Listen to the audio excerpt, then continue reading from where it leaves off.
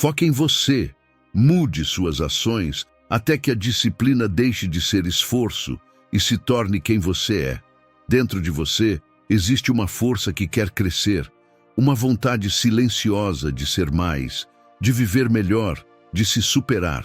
Mas toda vez que você sente que pode mais, algo invisível te segura. Entre o que você quer e o que realmente faz, existe um campo chamado resistência. Alguns chamam de preguiça, outros de procrastinação. Mas o nome não importa. O que importa é entender que ela não mora no corpo, mora na mente. É o estado de quem sabe o que deve fazer, mas se perde em desculpas, distrações e promessas vazias.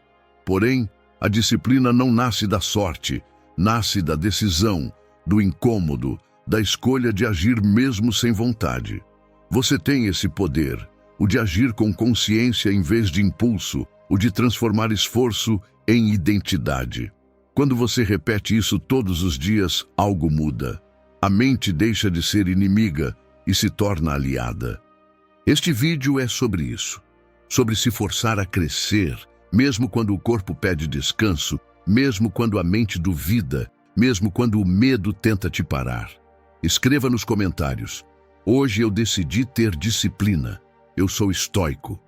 Essa é a sua primeira vitória, a de comandar a si mesmo, porque a vida só começa a te respeitar quando você aprende a se respeitar primeiro. Só vou te pedir duas coisas. Deixa seu like e se inscreva no canal. Assim, esse conteúdo chega a mais pessoas que também estão prontas para essa transformação. Agora vamos juntos à primeira lição. Primeiro princípio: a disciplina cria desempenho. Alto desempenho é fazer todo o possível para atingir um nível muito alto naquilo que você quer alcançar. É operar no limite saudável das suas habilidades com direção e propósito. Imagine um motor de alta potência rodando com o freio de mão puxado. Faz barulho, gasta combustível, mas não sai do lugar. É assim quando você tem talento e meta, mas deixa sua energia vazar em distrações, preocupações e dúvidas. Não é falta de capacidade, é potência sem direção. Abraham Maslow resumiu numa linha: o que um homem pode ser, ele deve ser. Quando você não busca o seu máximo, nasce um vazio que o descanso não cura. Porque não é cansaço de ação, é cansaço de omissão. Os estoicos chamavam isso de viver, de acordo com o eu ideal. Não com um salto, mas passos consequentes. Alto desempenho não é intensidade que vem e vai, é continuidade aplicada ao que realmente importa. Como você pode praticar isso na vida real? Aplique a regra dos 2 minutos. Comece por 2 minutos, só isso. Se precisa estudar, abra o livro e leia 2 páginas. Se precisa treinar, levante e se mova por 2 minutos. Se quer liderar melhor, pense por 2 minutos em uma ação concreta para a sua equipe. Em seguida, encaixe 10 minutos de foco no mesmo objetivo. E depois, use 2 minutos para registrar o que fez e qual será o próximo passo. Esse ciclo curto reduz a fricção, cria tração e mantém a direção. Se quiser parar depois, pare, mas quase sempre você continua, porque o cérebro não gera ação a partir da motivação. Ele gera motivação a partir da ação. E toda vez que você cumpre um pequeno ato de disciplina, não é apenas o hábito que muda, é a qualidade da sua presença no mundo. Você começa a existir com mais força, com mais direção, com mais verdade. Não é intensidade que transforma, é continuidade. E é nesse instante que o seu potencial deixa de ser ideia e vira ação. Alto desempenho é quando a alma e a ação trabalham na mesma direção. Não é correr mais rápido que os outros, é aprender a correr na direção certa.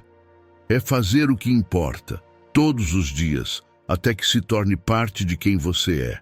Você não precisa mudar o mundo hoje, só precisa se mover na direção do seu melhor. E, para selar esse compromisso, transforme a intenção em ação.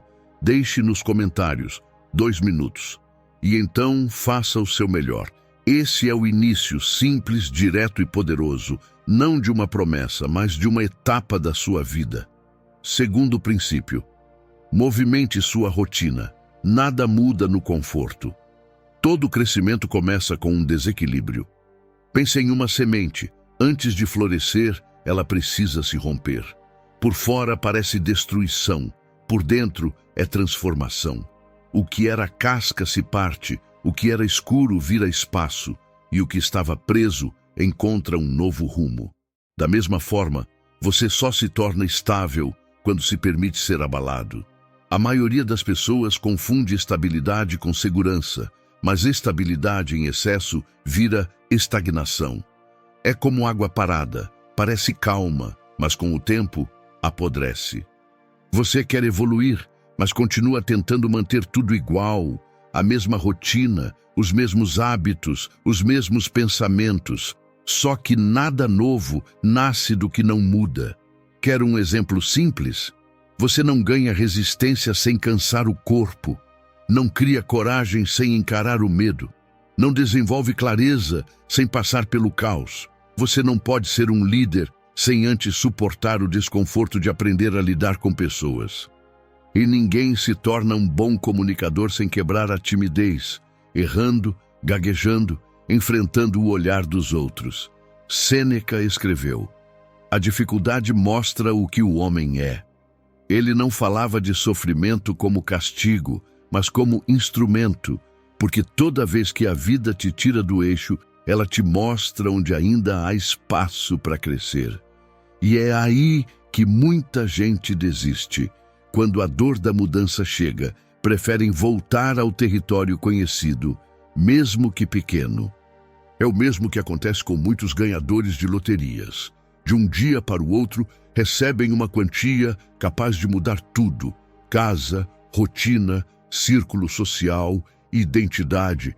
Mas, em pouco tempo, voltam ao mesmo padrão financeiro de antes.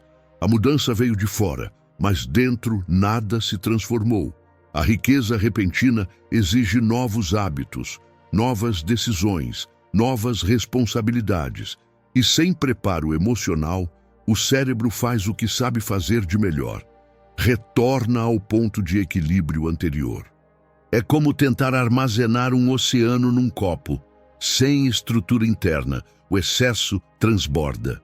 Segundo pesquisas, a maioria dos ganhadores perde tudo, porque não consegue sustentar o novo padrão emocionalmente, voltando para o nível de segurança que conhecem, aquele que o inconsciente considera suportável. Manter uma mudança não depende só de vontade, mas do quanto você consegue dar conta psicologicamente e emocionalmente. E essa é a razão pela qual tantos regridem. Quando o externo muda mais rápido que o interno, a mente puxa tudo de volta. A falta de estrutura interior faz com que até as maiores conquistas sejam temporárias. O que chamamos de conforto pode ser só acomodação disfarçada de paz. Um porto seguro que não exige esforço, mas também não gera crescimento. Negar o desconforto é negar o próprio amadurecimento. E tudo o que você evita enfrentar volta disfarçado, pedindo uma nova chance de ser resolvido. O que não desafia, enfraquece. E esse mecanismo de fuga, esse recuo emocional, é morte lenta para o seu progresso. Quer melhorar de verdade? Então quebre o equilíbrio artificial que te mantém estagnado. Se desafie um pouco mais, treine até o corpo cansar, estude até a mente chiar, fale mesmo com medo. A cada ruptura, você reconstrói um pedaço mais forte de si. A prática estoica dessa lição é simples. Escolha, todos os dias, uma pequena instabilidade voluntária. Acorde mais cedo, faça o que você evita, diga o que precisa ser dito, comece o que vem adiando há semanas. Essas pequenas fraturas constroem a solidez verdadeira, aquela que não depende das circunstâncias, mas da força interior. A estabilidade não é o ponto de partida, é o resultado de quem enfrentou o desequilíbrio e permaneceu. E toda vez que você quebra o conforto, algo dentro de você se reorganiza, mais firme, mais lúcido, mais vivo. Então guarde essa frase como um compromisso com você mesmo. Hoje eu movimento minha rotina. Porque é assim, agindo, mesmo com medo, que você amplia sua capacidade emocional e prepara a mente para sustentar níveis mais altos de vida.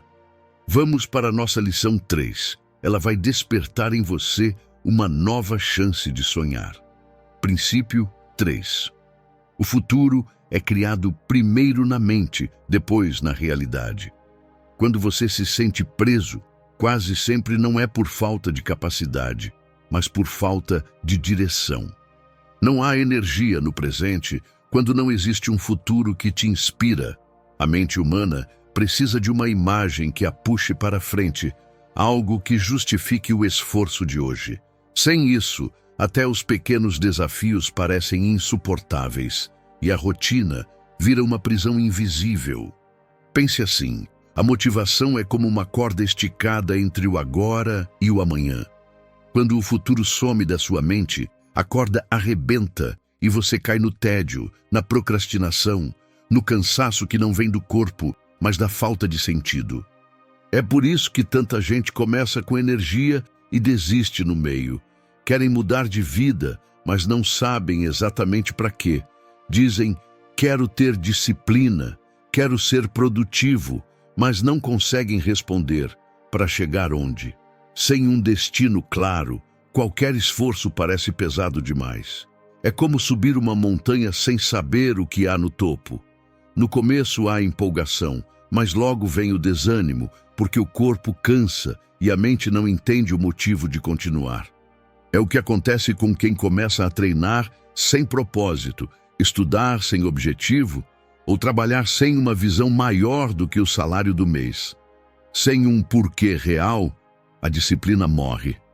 A neurociência explica isso com clareza. Quando você liga uma ação a um propósito concreto, o cérebro libera dopamina, o hormônio da motivação. Mas quando você age sem propósito, a mente interpreta o esforço como sofrimento, não como progresso. Por isso, o problema não é falta de força, é falta de direção emocional. Nietzsche dizia, quem tem um porquê, enfrenta qualquer como. E é isso que define o rumo de quem cresce. Não a velocidade, mas a clareza do caminho. Ter uma visão de futuro é como acender uma tocha em meio à névoa. A estrada não muda, mas você passa a enxergar onde pisa. O esforço ganha propósito e o movimento passa a ter alma. Por isso, programe seu futuro com gestos concretos. Pegue um papel e descreva seu dia ideal daqui a 2 anos. Como você acorda? Onde trabalha? Que tipo de pessoa se tornou? Depois, transforme essa visão em um plano prático. Escolha uma meta que te desafie e te orgulhe de estar caminhando. O tamanho não importa. O que importa é ter direção. Porque o futuro não é um lugar onde você chega, é um lugar que você constrói, passo a passo. E toda vez que você se move em direção a uma visão, o cansaço dá lugar à energia, o medo à clareza e a preguiça à disciplina. E lembre-se, sem visão, até o esforço mais nobre se perde. Com visão, até o obstáculo vira degrau. Nos comentários escreva, eu começo a criar meu futuro, porque quando você sabe o porquê, o como sempre aparece. Número 4.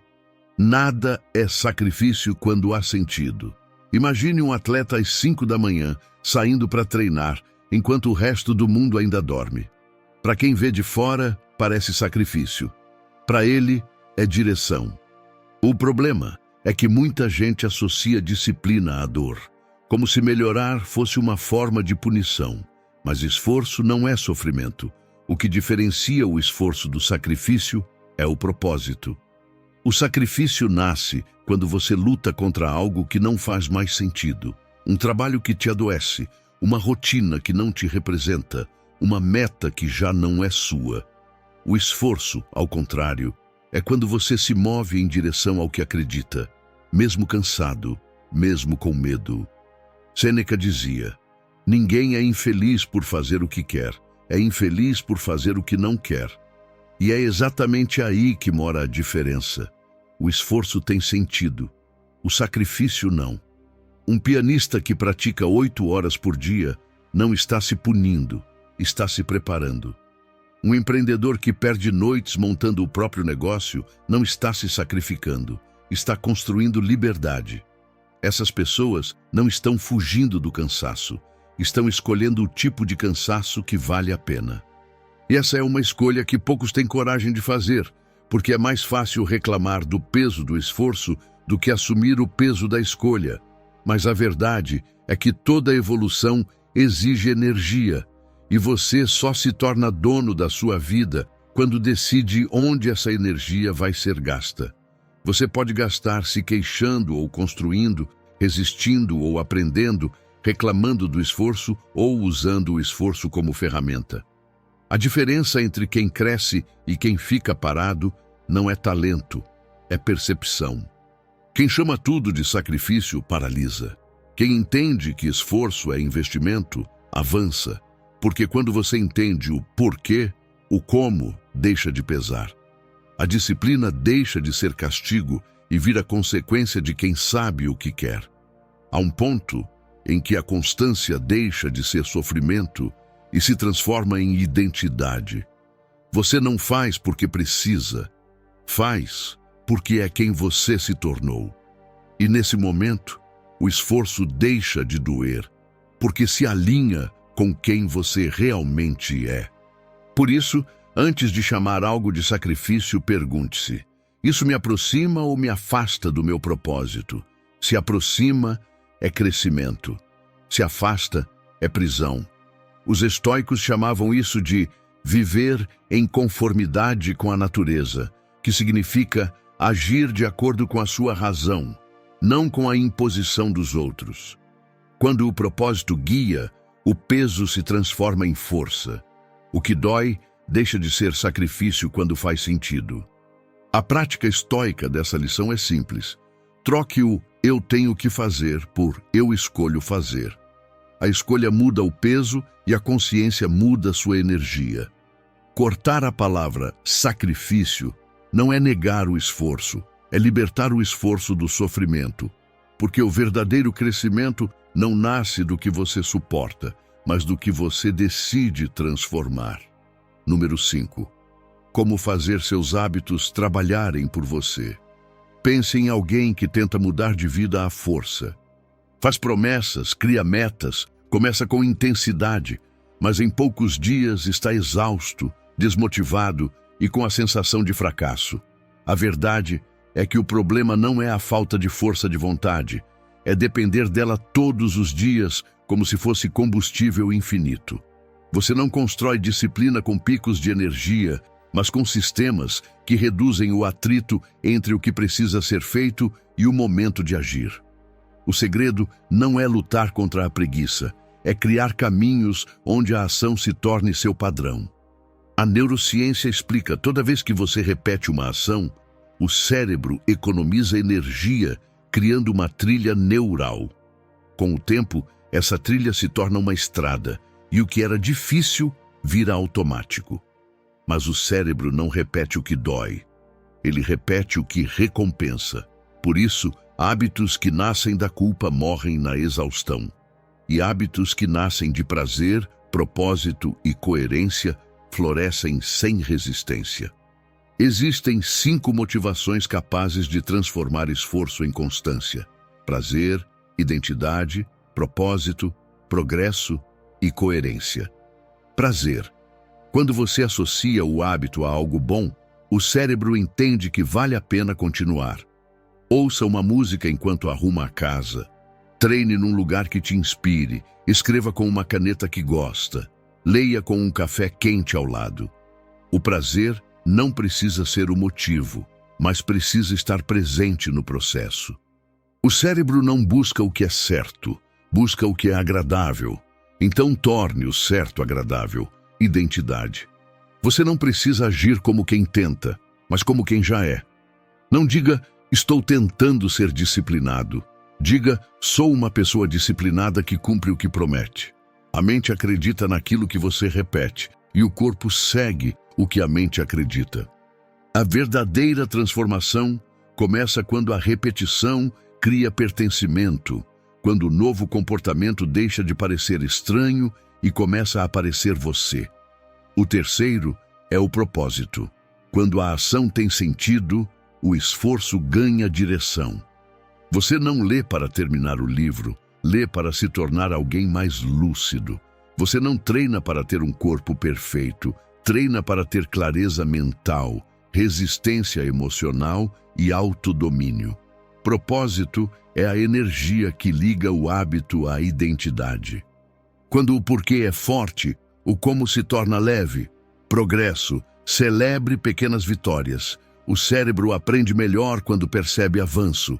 A cada dia que você cumpre o mínimo, está treinando a mente para confiar em si. Não espere o resultado final para se sentir bem. Sinta orgulho do processo. O progresso é a prova viva de que você está saindo da intenção e entrando na execução. A constância não nasce da motivação, mas da satisfação de ver que o esforço de ontem se transformou em estrutura hoje. E por último, a coerência. Alinhe o que pensa, sente e faz. Nada drena mais energia do que viver em contradição. Quando o hábito reflete seus valores, a constância deixa de ser peso e vira paz. Você não precisa se forçar quando aquilo que faz está em harmonia com quem você quer ser. A coerência dá sentido à rotina, e uma rotina com sentido é uma forma silenciosa de liberdade. Epicteto dizia: nenhuma grande coisa é criada de repente. E essa frase explica o poder do hábito. Ele transforma o esforço em natureza, o movimento em identidade. A disciplina, quando amadurece, deixa de ser uma luta contra si mesmo e se torna um estado natural de ordem interior. A prática estoica dessa lição é: reduza o tamanho da tarefa, mas aumente a frequência. Pequenas ações repetidas com consciência constroem resultados inabaláveis. Não é sobre sentir vontade, é sobre se tornar o tipo de pessoa que age mesmo sem vontade. E quando isso acontece, você entende que disciplina não é prisão, é autocontrole em estado puro, é liberdade adiantada. Escreva aqui nos comentários: hoje eu escolho ser constante. E lembre-se, a constância é o segredo silencioso das grandes conquistas. Ela transforma o que parecia impossível em inevitável. Sexto princípio: a vida te dá o que você está pronto para viver. Todo desejo tem um preço, e quase ninguém está preparado para pagá-lo: o da preparação. Muita gente quer o sucesso, mas poucos estão prontos para sustentá-lo. Pense em alguém que deseja prosperar financeiramente, mas continua com a mentalidade de quem teme cada risco. Ou alguém que quer um amor maduro, mas não aprendeu a se comunicar nem a lidar com a própria impaciência. A pessoa pede o fruto, mas ainda não cultivou o terreno.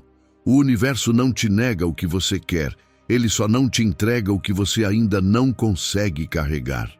Epicteto dizia: não deseje que as coisas aconteçam como você quer, deseje que aconteçam como devem acontecer, e será feliz. Isso não é resignação, é maturidade. Antes de pedir mais, se torne mais. Antes de pedir resultados, desenvolva a estrutura. Quer um exemplo simples? Muita gente sonha em liderar, mas não suporta ser contrariada.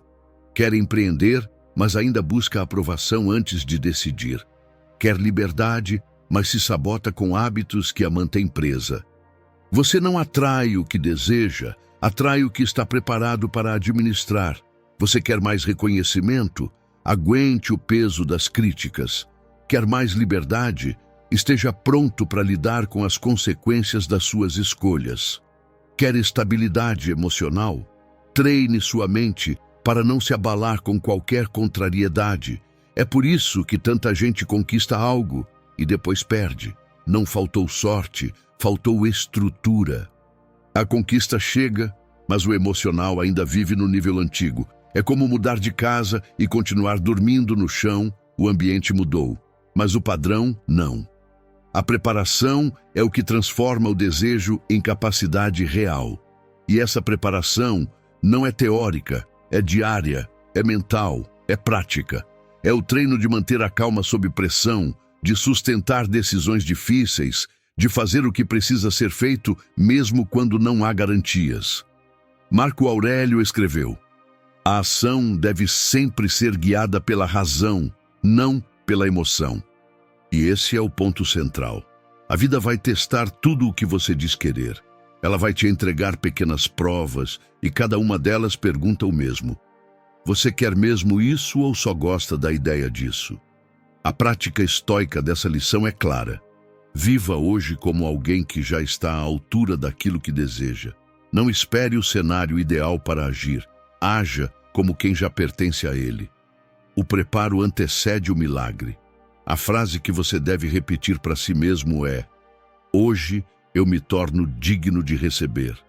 Porque nada é mais poderoso do que alguém que entendeu que o futuro que quer já está sendo construído pelas atitudes que escolhe hoje. Sétimo princípio: o segredo da mente que nunca desiste. Imagine alguém tentando acender uma fogueira num dia de vento. Ela risca o fósforo, a chama apaga. Tenta de novo, o vento sopra. Tenta mais uma vez, e dessa vez protege o fogo com as mãos. Só quando aprende a proteger o que está nascendo é que o fogo pega. Com os sonhos é igual. A perseverança não é teimosia, é cuidado. É a arte de sustentar o que ainda é frágil, até que se torne forte o bastante para arder sozinho. O que mais causa desistência não é a falta de capacidade, mas a falta de paciência. Muitas pessoas querem resultados imediatos, e quando eles não vêm, confundem o tempo da construção com o fracasso. Mas nada que cresce de verdade floresce sem antes criar raízes profundas.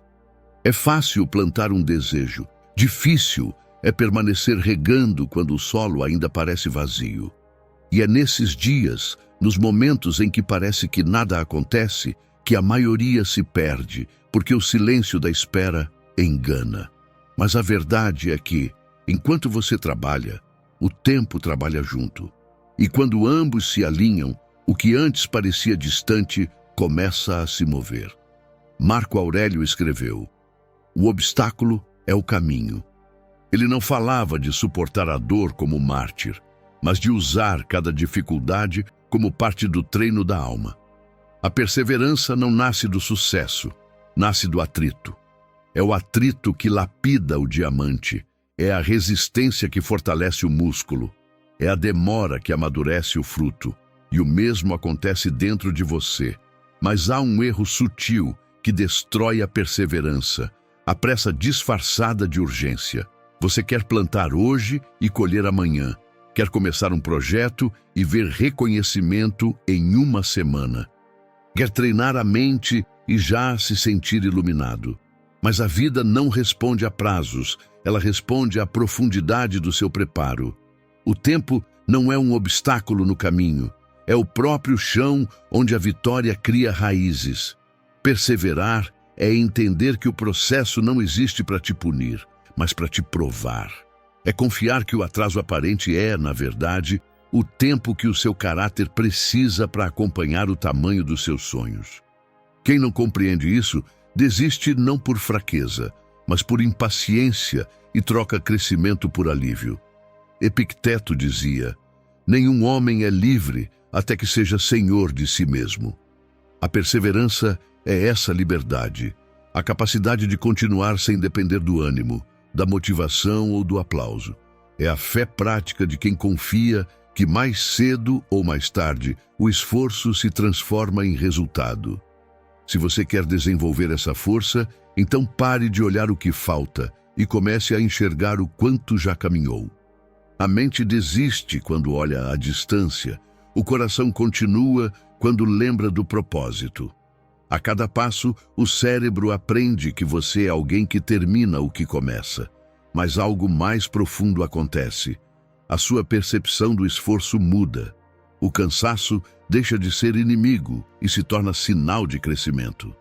A neurociência mostra que cada vez que você atravessa uma dificuldade sem desistir, o cérebro recalibra o nível de tolerância à frustração. E essa é uma das maiores formas de poder humano.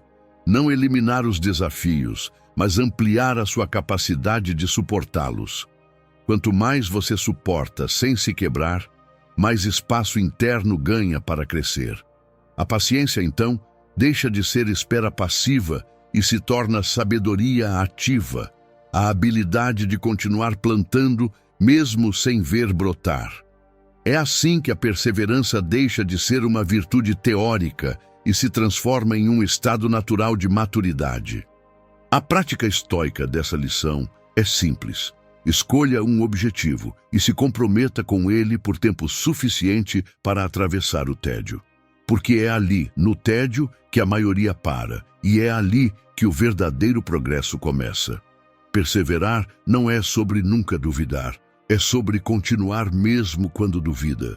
É escolher confiar um pouco mais do que teme, agir um pouco mais do que reclama, tentar um pouco mais do que acredita poder. E no fim, perceber que o tempo nunca foi o seu adversário, ele sempre foi o seu aliado mais paciente. A perseverança não é a força que grita vitória, é a voz serena que diz: eu ainda não cheguei, mas não parei. A paciência é o solo onde tudo o que tem valor amadurece. Relacionamentos, sabedoria, resultados e até a paz interior. Quem aprende a esperar com propósito não perde tempo. Constrói alicerces para uma vida que realmente dura. Se esse vídeo fez sentido para você, curta, compartilhe e inscreva-se. Obrigado por assistir.